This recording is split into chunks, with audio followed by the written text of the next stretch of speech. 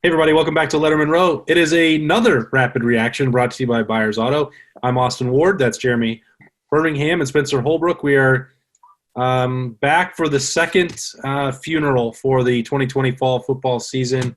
Um, People had held out. Some people had held out hope. There have been various reports that Ohio State and Penn State, Nebraska, Iowa were trying to schedule games, and of course, as Brim and I talked about earlier today, there was never any indication that since last Wednesday that Ohio State would be able to do so. But that did prompt, finally, a response from Kevin Warren and the Big Ten that affirmed there will be no reconsideration of the cancellation / postponement, whatever you want to call it. So I guess, Brim, did you think that this was necessary for one? And then for part two, we'll get into the family requests and Justin Fields' petition and Kevin Warren meeting their deadline later on. But was this a necessary step in your mind? I mean, no, because he didn't say anything in his response that he didn't say a week ago. And I mean, it's a word salad.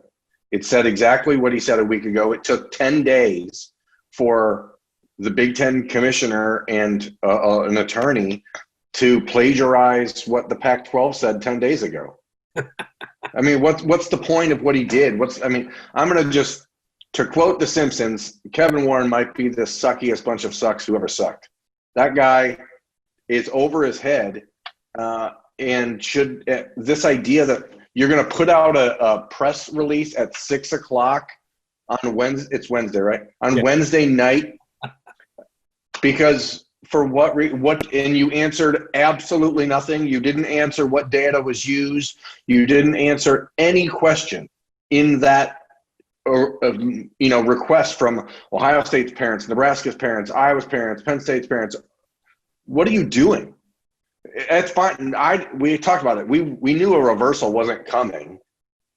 But if the first thing you say after 8 days, 9 days, 10 days is exactly what you said 10 days ago, and then you come out and say, oh, my bad, I wasn't clear the first time. Come on, dude. Like, that dude is bad. He's handling this poorly. It's pretty disappointing, because we exist to ask questions of these people and provide answers, not just to players, coaches, families, but to the media, or from the media to the fan base, and explain the situation. That's why the press conferences exist. That's why the Big Ten relies on media coverage to disseminate the information. And they have bad news here. I get why they don't want to talk about it, but if university presidents can have Zoom calls, if college coaches, if even James Franklin is showing tremendous leadership, today, and talking about how he was okay with the eventual decision, just not the implementation. I mean, it defies belief that Kevin Warren has not done the same in 10 days since that Sunday night call. Spencer, are you as disappointed in the Kevin Warren job as Berm and I, or are we being too hard on him? Well, leadership starts from the top. And when you have incompetence at the top and you show a string of incompetence, nobody respects you, nobody believes you, and nobody trusts what you say. So when you don't address this soon or right after it happens, that press release was so canned and so scripted by a lawyer or plagiarized from what the Pac-12 said. It could have been released the second that whoever broke the news, was it Yahoo that broke the news that this was going to be canceled. It could have been sent the second that happened. Like, this letter was that prepared. They had enough time to prepare it. Yeah, I don't even know what to say. Like I said, the lack of leadership. Leadership starts at the top. I understand Justin Fields is a great leader through this. Ryan Day, James Franklin. I think even Gene Smith has handled this pretty well when you consider all the circumstances. But leadership starts at the top, and there's obviously a complete void of leadership at the top. So, Berm, the Ohio State Family Association of Players, they asked for a response by today. This is the response they got. Kevin Warren actually met the deadline. I'm not asking you to be specifically in their shoes, but do you get the sense that they will accept this as good enough reasoning for the postponement of the season? The response that the football parents at Ohio State received was 2 giant foam middle fingers from Kevin Warren. That's what they got. They didn't get an answer to any question, not a single one. And, today we see the NCAA voting on what happens for players around the country that play this fall. And so they're able to get another year of eligibility. But so Ohio State in the Big Ten, if they don't play this fall, are they now behind? So the SEC can play football and return all 25 seniors a year from now without a penalty? I don't know what on earth the Big Ten is hoping to accomplish here, but it is a embarrassing look for the conference from Kevin Warren. And I know that people out there, man, why don't you take this so personally? Like, these people deserve a response that tells them why their children are put at risk. Number one, by the idea of playing 2 seasons at once. Number two, the potential earnings that people are losing. It's just 2 foam middle fingers from Kevin Warren to Ohio State parents, to Big Ten parents, and it makes me sick. Well, and on the parent angle, I hate to have to do this because, you don't attack people's kids, but like Kevin Warren's son is playing football this fall. And now he's looking at Ohio State's yes. But now he's looking at the parents of these Ohio State players who are demanding answers when they're asking good questions. It's not like they're asking unreasonable questions. And he's saying, your son can't play football, but my son's allowed to. I mean, that's the look that it is right now. That's what it looks like. At this point in time, with the letter he gave and the lack of transparency that he's given, that's all it looks like at this point. I'm sure Ohio State's parents and Iowa parents, they're all thinking the same thing because that's what it is. I'm sure someone is going to source it out on Facebook or Twitter in the next 2 days that Kevin Warren was actually an SEC plant, and Nick Saban is the reason that he took over. I'm sure that'll pop up on your social media news feed, and I think everyone out there should believe it immediately.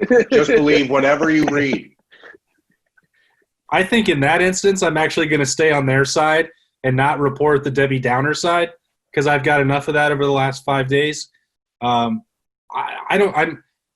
at a loss because I said on Lettermen Live earlier this week that there was a chance that the university presidents and Kevin Warren could be vindicated in their decision if the SEC, ACC, and Big 12 wind up canceling, which I still believe is highly likely.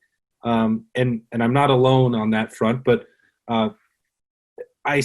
maybe that's true for the presidents at this point, but I don't know now with the way that Kevin Warren has handled the first major crisis of his career, and I know that it's unprecedented, once in a lifetime situation, and nobody gets a user's manual for that. But just going back to even last Monday and Tuesday, letting them practice and telling them to go light, and the initial press conference on BTN, and not talking to any other reporters on the record over the last week when there's been requests from every outlet really that covers the Big Ten. He doesn't seem to have any grasp for the importance of his position or how to wield that power.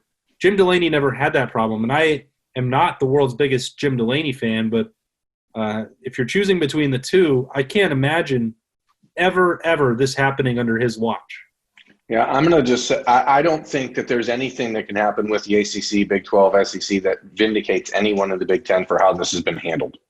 The decision, whatever it is, I mean, we can sit here and again, as we said on the show this afternoon, whatever your personal belief is about the severity of this pandemic or not pandemic, depending on what statistics you look at, like, what we can say is that there are 1,200 football players in the Big Ten and their families that have been completely shafted by the leadership in this conference, and that is heartbreaking to see. I don't care about what happens in the SEC or anywhere else. The way that these presidents and Kevin Warren have hid and just sent out press releases and random anonymous votes and the not votes, it's just an embarrassing absence of grown-ups in the room, and I'm just stunned that it's gotten to this point. Stunned. I said in a radio hit that I just did that Jim Delaney will forever be known, regardless of what good he did, as the commissioner who brought in Maryland and Rutgers. There's no recovering for Kevin Warren. He could be the commissioner for 70 years. He could break advances in modern technology and live to be 150 and commish until then. And he will never recover from what he is doing right now. He is forever the commissioner who botched the cancellation of Big Ten football. And it sucks for him, I guess, but it really doesn't, because he's done such a terrible job that it doesn't suck for him. It's his bed. He needs to lay in it. Suckiest bunch of sucks who's ever sucked. Can you imagine? So it's become cliche at this point for Roger Goodell to get booed at the draft, and that's played out in, being at the Super Bowl and awarding the trophy. It's sort of a neutral crowd, but Ohio State, Big Ten title game, Indianapolis, Kevin Warren is there. I wouldn't go out to present the trophy. I wouldn't be anywhere near the field if there's 60,000 Ohio State fans there. Like, that's forever he's not going to escape that. And the boos for him, they're going to be more powerful than anything I think I've ever heard. Well, that would require Kevin coming down from his ivory tower, and I don't know if he's willing to do that. What if they put a bunch of pictures of Kevin Warren behind him, like a mobile backdrop that shows all of his degrees and I'm fairly convinced that he has one of those with him at all times. Oh, yeah. I'm just sickened. I'm sickened. I know you are. Do you have anything else or just sickened? No, I mean, what else is there to say? Kevin Warren's a coward. Is that enough? That's good. Spencer, you got anything else? I will say one more thing. His next press conference might be in March at the Big Ten tournament. And if that's the next time he speaks to anybody, people will still ask him about this. There's no running from this. So I don't know what he's waiting for. He might as well get it out of the way now, because he might as well do a press conference with people like you guys and people like me and the national media. Because if the next time he speaks, no matter when it is, it could be, No, but that's the thing. He's already talking. He's talking to national media outlets today that will placate him with, easy questions. We've already seen it. He did an interview today. He's talked to The Athletic. He's talked to Yahoo.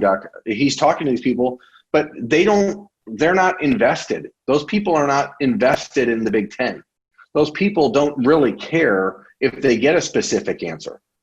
The reason why Kevin Warren came out today is because Tom Mars, another high-priced attorney, said, hey, this is what I'm asking of the Big Ten. And so all of a sudden, it's a legal move. It's a legal maneuver to come out and say something, but say nothing. It was complete word salad. And again, I'm just flat out disgusted that is the person leading the Big Ten. Jim Delaney had a number of flaws and not a person that did everything right. But Jim Delaney, generally speaking, put the Big Ten first. And we've seen none of that inclination from Kevin Warren to this point. Yeah, delay was I've said it over and over, delay was such an easy call, especially with the schedule they built in. It's almost hard to fathom that it's been botched this poorly. Other leagues have canceled, and the fact that the Pac-12 handled it so seamlessly compared to Kevin Warren in the Big Ten almost defies belief. But he has spoken again. There will be no reconsideration of the fall season. Ohio State and the rest of the league are going full steam ahead now to try and plan a winter/spring year. We'll have plenty more time to dive into that and what all it means for the Buckeyes moving forward at Lettermen Row. This has been Rapid Reaction, brought to you by Byers Auto. Stay with us. That's Jeremy Birmingham, Spencer Holbrook. I'm Austin Ward. We will see you next time.